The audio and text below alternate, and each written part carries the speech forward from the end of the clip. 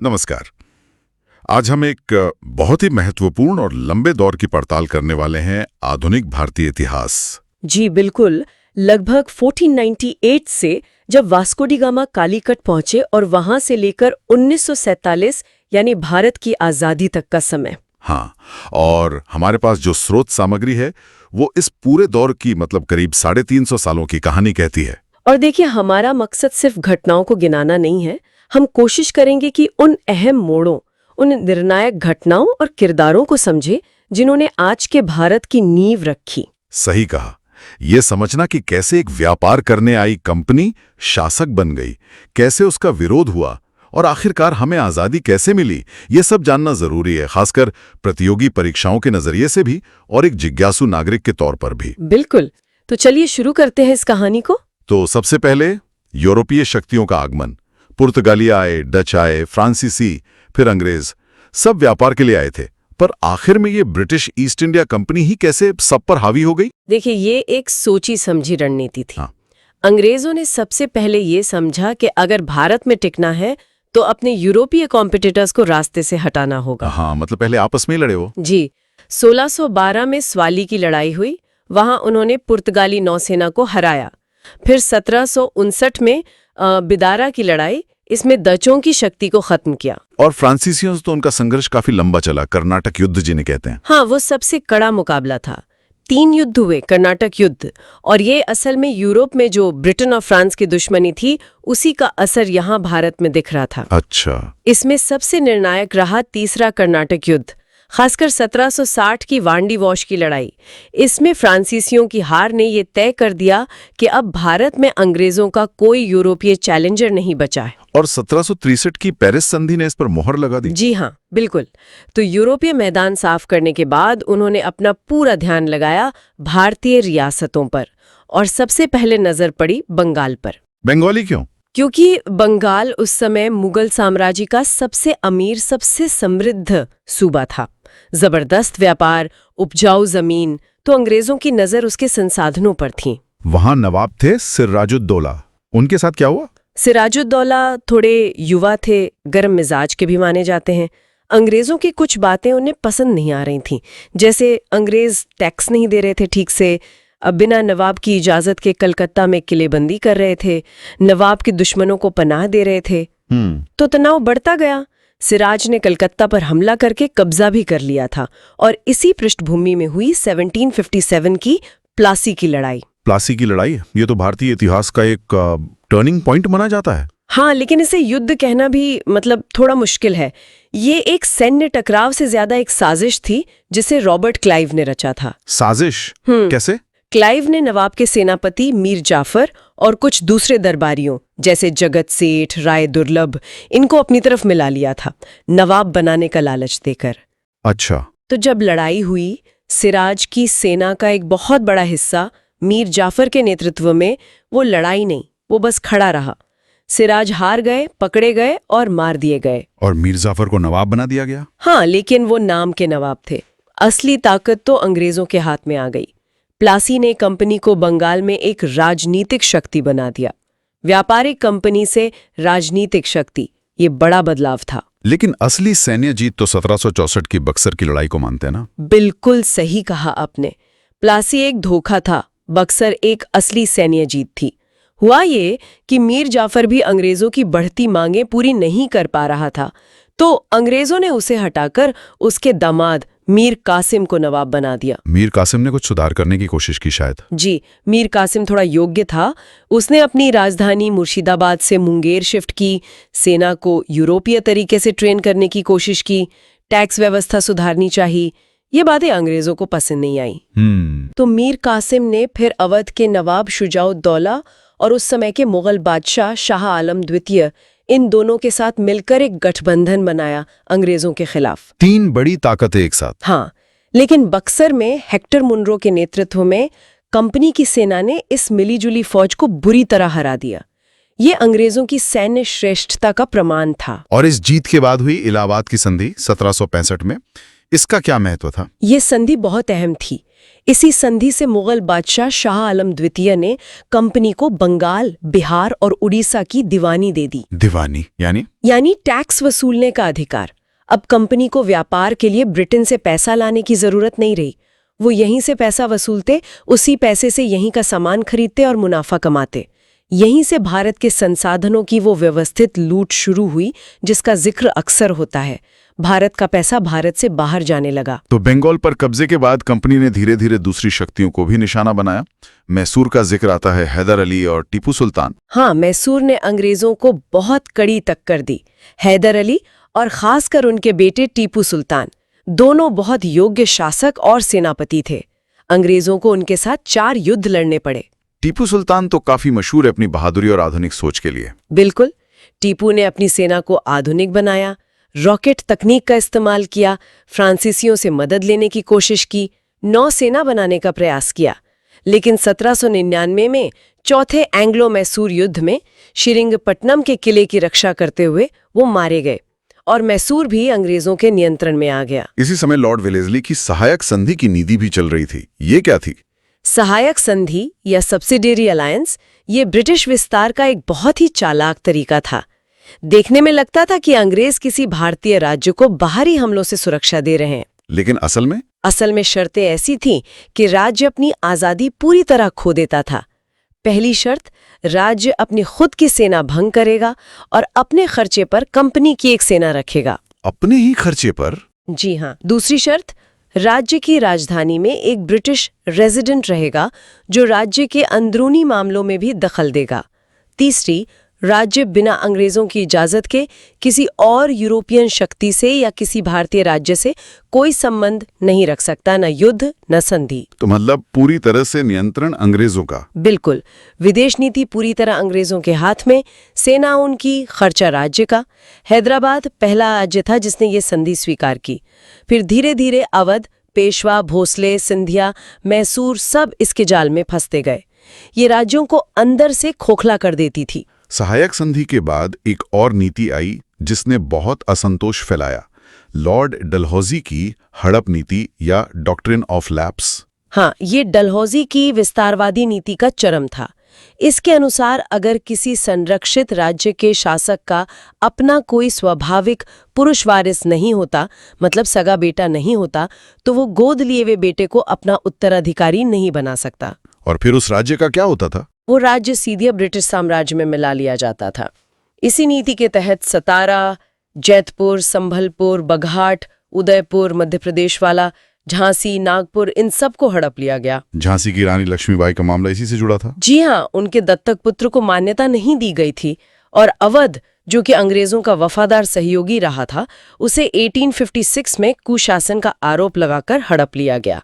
इसने तो भारतीय शासकों में बहुत ज्यादा डर और गुस्सा भर दिया। तो ये तो हुई राजनीतिक और सैन्य विस्तार की बात, लेकिन अंग्रेजों ने आर्थिक शोषण के लिए भू राजस्व व्यवस्था में भी बड़े बदलाव किए थे ना? बिल्कुल, क्योंकि कंपनी का मुख्य उद्देश्य तो पैसा कमाना था। उन्होंने भारत के अलग अलग हिस्सों में अलग अलग व्यवस्थाएं लागू की, लेकिन सबका मकसद एक ही था, ज्यादा से ज्यादा लगान वसूलना। कौन कौन सी थी व्यवस्थाएं? मुख्य रूप से 3 थीं। बंगाल, बिहार, उड़ीसा में लॉर्ड कॉर्नवालिस ने 1793 में लागू किया स्थायी बंदोबस्त या परमानेंट सेटलमेंट। इसमें क्या था? लिख मान लिया गया और सरकार ने तय कर दिया कि वो जमींदारों से एक निश्चित रकम लगान के रूप में लेगी हमेशा के लिए। इसीलिए इसे स्थायी कहा गया। तो इससे जमींदारों को फायदा हुआ होगा? हाँ, जमींदारों को बहुत फायदा हुआ।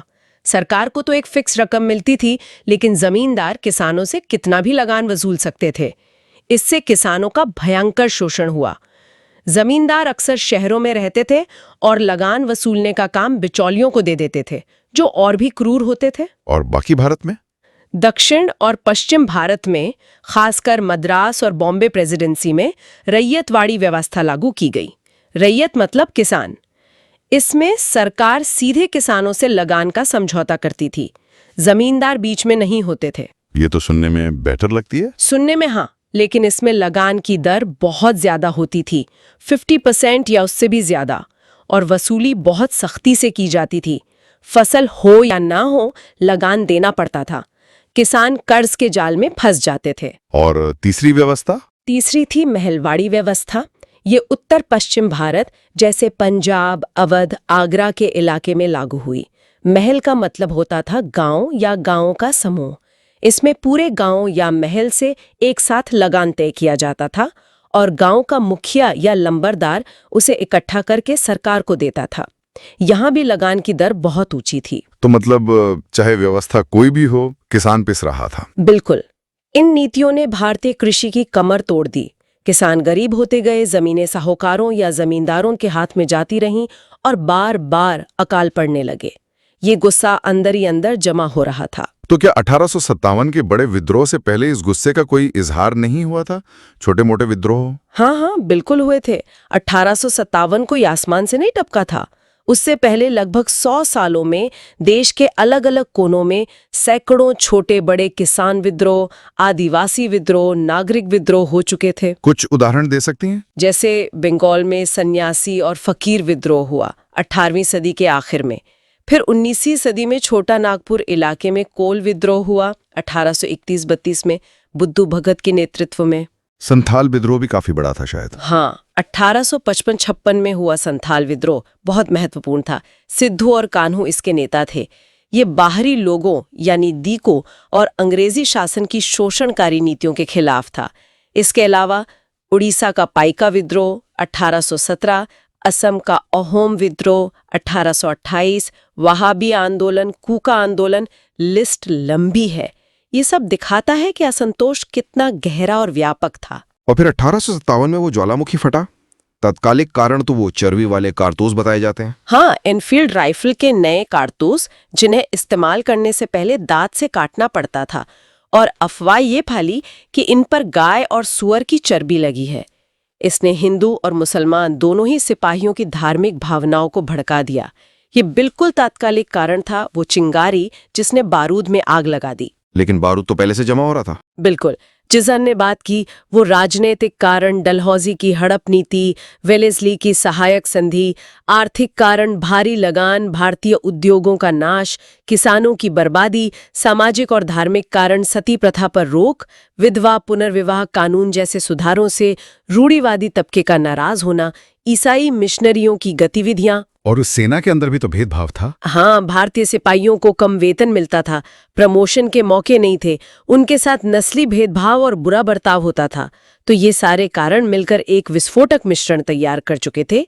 कारतूस वाली घटना ने बस उसे भड़का दिया। विद्रोह शुरू हुआ मेरठ से 10 मई 1857 को, और फिर तेजी से फैला। जी, मेरठ के सिपाहियों ने विद्रोह किया, दिल्ली पहुंचे और वहां बूढ़े मुगल बादशाह बहादुर शाह जफर को अपना नेता घोषित कर दिया। फिर ये आग कानपुर, लखनऊ, बरेली, झांसी, आरा, बिहार जैसे कई सेंटर्स में फैल गई। और इसमें सिर्फ सिपाही नहीं थे। नहीं, यही इसकी खास बात थी। इसे सिपाही विद्रोह कहना अधूरा है। इसमें सिपाहियों के साथ साथ वो राजा और नवाब भी शामिल हुए जिनसे उनके राज छीन लिए गए थे, जैसे कानपुर में नाना साहब जो पेशवा बाजीराव द्वितीय के दत्तक पुत्र थे, लखनऊ में बेगम हजरत महल, झांसी में रानी लक्ष्मीबाई, बिहार के आरा में जमींदार कुंवर सिंह। आम लोग भी शामिल हुए। हाँ, बड़े पैमाने पर किसान, दस्तकार, जमींदार, ताल्लुकदार जिनकी जमीनें छीनी थीं या जो लगान से परेशान थे, बहुत से आम लोगों ने भी इसमें हिस्सा लिया। इसीलिए इसे भारत का पहला स्वतंत्रता संग्राम भी कहा जाता है। लेकिन ये विद्रोह सफल नहीं हो पाया। क्या कमियां रह गई? कई कारण थे। एक तो ये कि ये पूरे भारत में नहीं फैला। दक्षिण भारत काफी हद तक शांत रहा, पंजाब और सिंध ने भी साथ नहीं दिया, बल्कि पंजाब के सिख और गोरखा सैनिकों ने तो इसे दबाने में अंग्रेजों की मदद की। नेतृत्व की भी कमी थी शायद। हाँ, एक मजबूत केंद्रीय नेतृत्व का अभाव था। बहादुर शाह जफर बूढ़े थे और अलग अलग नेता अपने अपने इलाकों में लड़ रहे थे। उनमें आपसी तालमेल की कमी थी। सबके उद्देश्य भी अलग अलग थे। किसी को अपनी पेंशन चाहिए थी, किसी को अपना राज। एक राष्ट्रीय भावना शायद उतनी मजबूत नहीं थी। और अंग्रेजों के पास संसाधन बेहतर थे। बिल्कुल, उनके पास बेहतर हथियार थे, बेहतर सेनापति थे और सबसे बढ़कर कम्युनिकेशन के साधन जैसे टेलीग्राफ, जिससे वो तेजी से सूचनाएं भेज सकते थे और अपनी सेनाएं मूव कर सकते थे। उन्होंने विद्रोह को बहुत क्रूरता से दबाया। दिल्ली, लखनऊ, कानपुर में भयानक कत्लेआम हुआ। इस विद्रोह के परिणाम क्या हुए? क्या इसने कुछ बदला? हाँ, परिणाम बहुत दूरगामी हुए। सबसे बड़ा और तात्कालिक परिणाम तो ये हुआ कि भारत से ईस्ट इंडिया कंपनी का शासन खत्म कर दिया गया। अच्छा। जी, 1 नवंबर 1858 को महारानी विक्टोरिया ने एक घोषणा की, जिसे इलाहाबाद दरबार में लॉर्ड कैनिंग ने पढ़कर सुनाया। इसके तहत भारत का शासन सीधे ब्रिटिश क्राउन यानी ब्रिटेन की सरकार के हाथों में चला गया। तो कंपनी राज खत्म, सीधा ब्रिटिश राज शुरू। हाँ, भारत के मामलों को देखने के लिए लंदन में एक भारत सचिव, secretary of state for India का पद बनाया गया, जो ब्रिटिश कैबिनेट का सदस्य होता था, और उसकी मदद के लिए एक इंडिया काउंसिल बनी। भारत में गवर्नर जनरल को अब वाइस राय कहा जाने लगा, जो क्राउन का प्रतिनिधि होता था। और नीतियों में क्या बदलाव आए? महारानी की घोषणा में भारतीय राजाओं और नवाबों को ये भरोसा दिलाया गया कि अब उनके राज्य हड़पिन नहीं जाएंगे, मतलब हड़प नीति खत्म कर दी गई। गोद लेने के अधिकार को भी मान्यता दे दी गई। ये तो राजाओं के लिए बड़ी राहत की बात हुई होगी। हाँ, साथ ही ये भी वादा किया गया कि भारतीयों के धार्मिक मामलों में कोई हस्तक्षेप नहीं किया जाएगा और सरकारी नौकरियों में बिना किसी भेदभाव के योग्यता के आधार पर भर्ती की जाएगी। हालांकि ये वादा पूरी तरह निभाया नहीं गया। सेना में भी बदलाव हुए होंगे। बिल्कुल, सेना को पूरी तरह से रीऑर्गेनाइज किया गया, यूरोपीय सैनिकों की संख्या बढ़ाई गई और भारतीय सैनिकों की घटाई गई। खासकर तोपखाना जैसे महत्वपूर्ण विभाग पूरी तरह यूरोपियों के हाथ में रखे गए और सेना में फूट डालो और राज करो की नीति लागू की गई।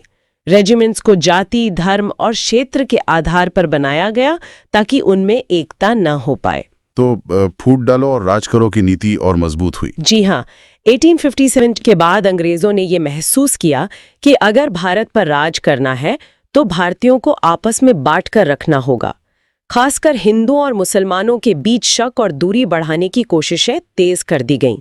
सर सैयद अहमद खान जैसे मुस्लिम नेताओं को पहले प्रोत्साहित किया गया कि वो राजनीति से दूर रहें, फिर बाद में उन्हें कांग्रेस के खिलाफ खड़ा करने की कोशिश की गई। 1857 ने बाद क्या भारतीय राजनीति में कोई नया मोड़ आया? राष्ट्रवाद का उदय। हाँ, 1857 का विद्रोह भले ही असफल रहा, लेकिन उसने एक तरह की राजनीतिक चेतना जगाई। लोगों को ये समझ आने लगा कि अंग्रेजी शासन कोई भगवान का वरदान नहीं है और उसे चुनौती दी जा सकती है। शिक्षित भारतीय मध्यम वर्ग अब ज्यादा संगठित होकर अपनी मांगे रखने लगा। कांग्रेस की स्थापना तो 1885 में हुई, उससे पहले भी कुछ संगठन बने थे। जी, कांग्रेस से पहले भी कई महत्वपूर्ण राजनीतिक संस्थाएं बन चुकी थीं, जैसे कलकत्ता में बंग भाषा प्रकाशिका सभा 1836 शायद सबसे पहली थी। फिर लंदन में दादा भाई नौरोजी ने 1866 में ईस्ट इंडिया एसोसिएशन बनाई। पूना सार्वजनिक सभा का भी नाम आता है। हाँ, 1870 में महादेव गोविंद रानाडे और जी.वी. जोशी ने पूना सार्वजनिक सभा बनाई। और एक बहुत महत्वपूर्ण संगठन था सुरेंद्रनाथ बैनर्जी और आनंद मोहन बोस का इंडियन नेशनल एसोसिएशन 1876, जिसे कभी-कभी कांग्रेस की पूर्वगामी संस्था भी कहा जाता है। ये सब संगठन एक अखिल भारतीय मंच की जरूरत महसूस कर रहे थे। और फिर 1885 में इंडियन नेशनल कांग्रेस की स्थापना हुई। इसमें ए.ओ. ह्यूम, जो एक अंग्रेज अधिकारी थे, उनकी क्या भूमिका थी? ए.ओ. ह्यूम एक रिटायर्ड ब्रिटिश सिविल सर्वेंट थे। उन्होंने ही पहल करके भारत के अलग-अलग हिस्सों के नेताओं को इकट्ठा किया और बॉम्बे में कांग्रेस का पहला अधिवेशन आयोजित करवाया। व्योमेश चंद्र बनर्जी इसके पहले अध्यक्ष बने। ह्यूम की भूमिका को लेकर कुछ थ्योरीज भी हैं, जैसे सेफ्टी वॉल्व थ्योरी। हाँ, ये एक काफी चर्चित थ्योरी है, जिसे बाद में लाला लाजपत राय जैसे नेताओं ने भी उठाया।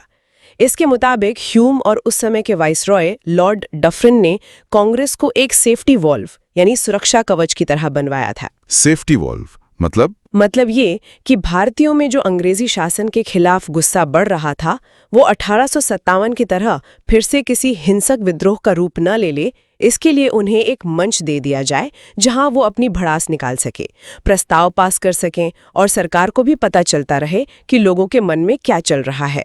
एक तरह से गुस्से को निकालने का नियंत्रित तरीका। और एक लाइटनिंग कंडक्टर थ्योरी भी है। हाँ, ये दूसरी थ्योरी है जो शायद गोपाल कृष्ण गोखले जैसे नरमपंथी नेताओं के विचार से जुड़ी है। इसके अनुसार शुरुआती राष्ट्रवादियों ने ह्यूम का इस्तेमाल एक लाइटनिंग कंडक्टर यानी तड़ित चालक की तरह किया। वो कैसे? मतलब जैसे ऊंची इमारतों पर बिजली गिरने से बचाने के लिए लाइटनिंग कंडक्टर लगाया जाता है, वैसे ही इन नेताओं ने ह्यूम जैसे अंग्रेज को आगे रखा ताकि ब्रिटिश सरकार का सीधा गुस्सा या दमन उनके नए नए संगठन पर ना पड़े और वो शुरुआती दौर में सुरक्षित रह सकें। तो सच क्या था? शायद सच इन दोनों के बीच में कहीं हो सकता है ह्यूम का अपना मकसद रहा हो और भारतीय नेताओं ने भी अपने हित में उनका इस्तेमाल किया हो। लेकिन ये तय है कि कांग्रेस की स्थापना भारतीय राष्ट्रवाद के इतिहास में एक मील का पत्थर थी। कांग्रेस के शुरुआती दौर को नरम दल का दौर कहा जाता है, फिर गरम दल का उदय हुआ। के लगभग 20 साल 1885, 1905 कांग्रेस पर नरमपंथी नेताओं का प्रभाव रहा, जैसे दादा भाई नौरोजी, फिरोज शाह मेहता, गोपाल कृष्ण गोखले, सुरेंद्रनाथ बैनर्जी। ये लोग ब्रिटिश शासन के अंतर्गत ही संवैधानिक सुधारों, प्रशासनिक सुधारों और ज्यादा अधिकारों की मांग कर रहे थे। इनका तरीका था प्रार्थना पत्र देना, याचिकाएं भेजना, शिष्टमंडल भेजना। इन्हें प्रेयर, पिटिशन, प्रोटेस्ट की राजनीति कहा जाता था। लेकिन फिर कुछ नेता इन तरीकों से असंतुष्ट होने लगे। हाँ, 20वीं सदी की शुरुआत में नेताओं का एक नया समूह उभरा जिन्हें गरम दल या उग्रवादी कहा गया। इनमें मुख्य थे लाला लाजपत राय पंजाब, बाल गंगाधर तिलक महाराष्ट्र और बिपिन चंद्र पाल बंगाल। इन्हें लाल बाल पाल की तिकड़ी कहा जाता था। अरबिंदो घोष भी इसी धारा के थे। इनका क्या मानना था? इनका मानना था कि सिर्फ प्रार्थना करने से आजादी नहीं मिलेगी, हमें स्वराज चाहिए, अपना राज, और इसके लिए जनता को संगठित करना होगा, संघर्ष करना होगा, जरूरत पड़े तो बहिष्कार और निष्क्रिय प्रतिरोध जैसे तरीके अपनाने होंगे। तिलक ने नारा दिया, स्वराज मेरा जन्म सिद्ध अधिकार है और मैं इसे लेकर रहूंगा। और इसी मतभेद के कारण 1907 में सूरत अधिवेशन में कांग्रेस में फूट पड़ गई। जी हाँ, अध्यक्ष पद के चुनाव और संघर्ष के तरीकों को लेकर नरम दल और गरम दल में टकराव इतना बड़ा कि सूरत में कांग्रेस 2 हिस्सों में बंट गई। ये राष्ट्रवाद के आंदोलन के लिए एक झटका था। लेकिन 1916 में लखनऊ अधिवेशन में ये फिर से एक हो गए। हाँ, 1916 का लखनऊ अधिवेशन बहुत महत्वपूर्ण था। एनी बेसेंट और तिलक के प्रयासों से नरम दल और गरम दल फिर से एक मंच पर आ गए। और इससे भी बड़ी बात ये हुई कि कांग्रेस और मुस्लिम लीग के बीच एक समझौता हुआ जिसे लखनऊ पैक्ट कहते हैं। अच्छा, कांग्रेस लीग समझौता? हाँ, इसमें कांग्रेस ने लीग की पृथक निर्वाचक मंडल की मांग को मान लिया और दोनों ने मिलकर सरकार से संवैधानिक सुधारों की मांग की। ये हिंदू मुस्लिम एकता की दिशा में एक बड़ा कदम माना गया। हालांकि पृथक निर्वाचक मंडल को मानना बाद में विवादास्पद भी साबित हुआ। इसी दौरान एक और बड़ी घटना हुई थी, 1905 का बंगाल विभाजन। हाँ, वो लॉर्ड कर्जन का एक बहुत ही विवादास्पद कदम था। कर्जन ने प्रशासनिक सुविधा का बहाना बनाकर बंगाल को 2 हिस्सों में बांट दिया।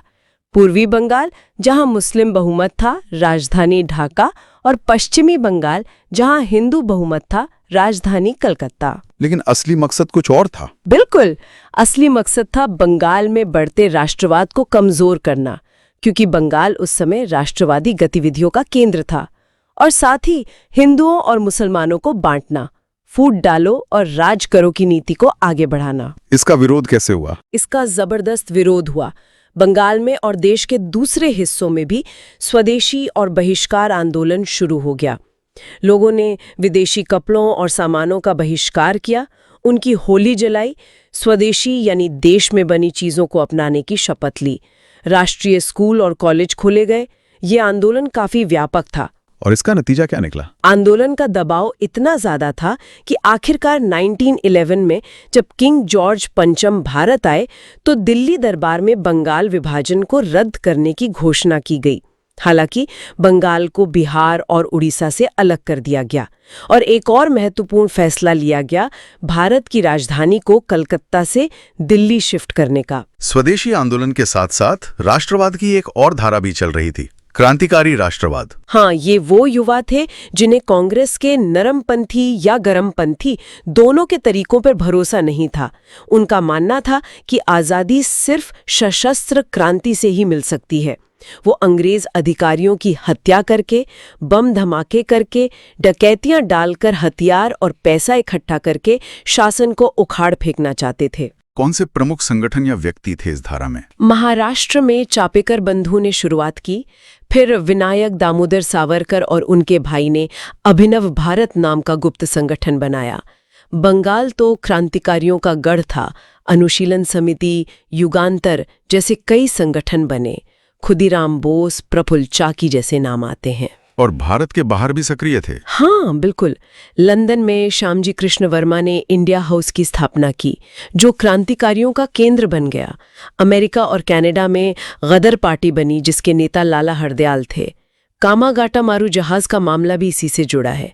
ये लोग विदेशों से भी ब्रिटिश शासन के खिलाफ संघर्ष कर रहे थे। तो कई अलग अलग धाराएं चल रही थीं। और फिर 1915 में महात्मा गांधी भारत वापस आए। जी, गांधी जी दक्षिण अफ्रीका में लगभग 21 साल रहकर वहां रंग भेद के खिलाफ सत्याग्रह और अहिंसा का सफल प्रयोग करके जनवरी 1915 में भारत लौटे। उनके आने से भारतीय स्वतंत्रता संग्राम में एक नए युग की शुरुआत हुई, जिसे गांधी युग कहा जाता है। उन्होंने आते ही सीधे राजनीति में हिस्सा लेना शुरू कर दिया?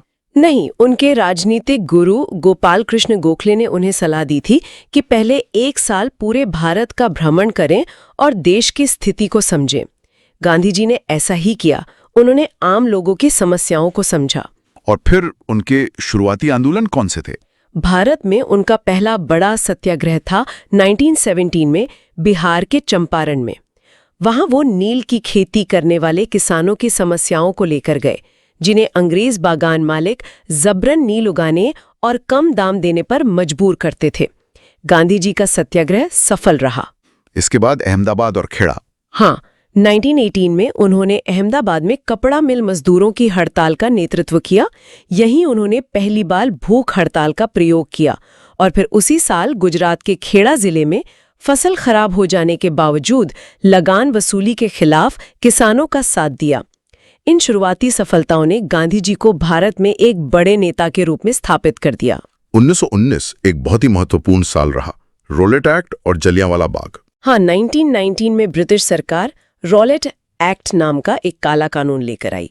इस कानून ने सरकार को ये अधिकार दे दिया कि वो किसी भी भारतीय को सिर्फ शक के आधार पर बिना मुकदमा चलाए जेल में बंद कर सकती थी। इसे बिना अपील, बिना दलील, बिना वकील का कानून कहा गया। इसका भारी विरोध हुआ होगा। जबरदस्त विरोध हुआ। गांधी जी ने इसके खिलाफ सत्याग्रह का आह्वान किया। देश भर में हड़तालें और प्रदर्शन हुए। इसी विरोध के दौरान पंजाब में स्थिति ज्यादा तनावपूर्ण हो गई थी। अमृतसर में 2 बड़े नेताओं डॉक्टर सत्यपाल और सैफुद्दीन किचलू को गिरफ्तार कर लिया गया। और फिर जलियांवाला बाग हत्याकांड हुआ। जी, 13 अप्रैल 1919 बैसाखी का दिन था। इन गिरफ्तारियों और रोलेट एक्ट के विरोध में अमृतसर के जलियांवाला बाग में एक शांतिपूर्ण सभा हो रही थी। तभी जनरल डायर अपनी फौज के साथ वहां पहुंचा। उसने बाग के अकेले निकलने के रास्ते को बंद कर दिया और बिना किसी चेतावनी के भीड़ पर गोलियां चलाने का हुक्म दे दिया। ये तो बहुत ही भयानक था। बहुत। सरकारी आंकड़ों के मुताबिक करीब 379 लोग मारे गए, लेकिन असल संख्या इससे कहीं ज्यादा 1000 के पार बताई जाती है। हजारों लोग घायल हुए। इस नरसंहार ने पूरे देश को, पूरी दुनिया को हिलाकर रख दिया। इसने ब्रिटिश शासन के क्रूर और अमानवीय चेहरे को पूरी तरह बेनकाब कर दिया। इसी पृष्ठभूमि में फिर गांधी जी ने असहयोग आंदोलन शुरू किया। हाँ, जलियांवाला बाग हत्याकांड और साथ ही खिलाफत का मुद्दा, जो तुर्की के खलीफा के सम्मान से जुड़ा था और भारतीय मुसलमान उससे भावनात्मक रूप से जुड़े थे, इन दोनों को मिलाकर गांधी जी ने 1920 में असहयोग आंदोलन शुरू करने का फैसला किया। ये कांग्रेस द्वारा चलाया गया पहला बड़ा अखिल भारतीय जन आंदोलन था। असहयोग का मतलब क्या था? मतलब सरकार के साथ किसी भी तरह का सहयोग न करना। इसमें सरकारी नौकरियां छोड़ना, सरकारी उपाधियां लौटाना, स्कूलों और कॉलेजों का बहिष्कार करना, अदालतों का बहिष्कार करना, विदेशी कपड़ों का बहिष्कार करके स्वदेशी अपनाना, ये सब शामिल था। इसका असर कैसा रहा? असर बहुत व्यापक था। हजारों छात्रों ने स्कूल कॉलेज छोड़े, वकीलों ने वकालत छोड़ी, लोगों ने विदेशी कपड़ों की होली जलाई। चरखा और खादी आत्मनिर्भरता का प्रतीक बन गए। पहली बार बड़ी संख्या में आम लोग, किसान, मजदूर, महिलाएं, छात्र सब आंदोलन से जुड़े। लेकिन ये आंदोलन अचानक वापस ले लिया गया। हाँ, फरवरी 1922 में उत्तर प्रदेश के चौरी चौरा नाम की जगह पर एक हिंसक घटना हो गई। गुस्साई भीड़ ने एक पुलिस थाने में आग लगा दी, जिसमें 22 पुलिस वाले मारे गए। गांधी जी अहिंसा के पुजारी थे। इस हिंसा से वो बहुत दुखी हुए और उन्होंने आंदोलन वापस लेने की घोषणा कर दी। उनके इस फैसले की आलोचना भी हुई, लेकिन वो अपने सिद्धांत पर टिके रहे। असहयोग आंदोलन के बाद क्या हुआ? आंदोलन वापस लेने के बाद थोड़ी निराशा फैली। कुछ नेताओं जैसे CR दास और मोतीलाल नेहरू ने कहा कि हमें काउंसिल में घुसकर अंदर से लड़ाई लड़नी चाहिए और उन्होंने 1923 में स्वराज पार्टी बनाई। इसी दौर में समाजवाद और कम्युनिस्ट विचारधारा का भी भारत में प्रसार हुआ। 1920 में MN रॉय ने ताशकंद में कम्युनिस्ट पार्टी बनाई। 1925 में कानपुर में भी गठन हुआ। Akhil Bharatiya trade union Congress AITUC भी 1920 में बनी। हिंदुस्तान रिपब्लिकन एसोसिएशन HRA और बाद में Hindustan socialist Republican association HSRA जैसे क्रांतिकारी संगठन भी सक्रिय हुए, जिनसे भगत सिंह, चंद्रशेखर आजाद जैसे नाम जुड़े। अगला बड़ा गांधीवादी आंदोलन था सविनय अवज्ञा आंदोलन। इसकी पृष्ठभूमि कैसे बनी? इसकी पृष्ठभूमि बनी 1928 में साइमन कमीशन के विरोध से। ये कमीशन भारत में संवैधानिक सुधारों पर विचार करने आया था, लेकिन इसमें एक भी भारतीय सदस्य नहीं था। इसका पूरे देश में जोरदार विरोध हुआ।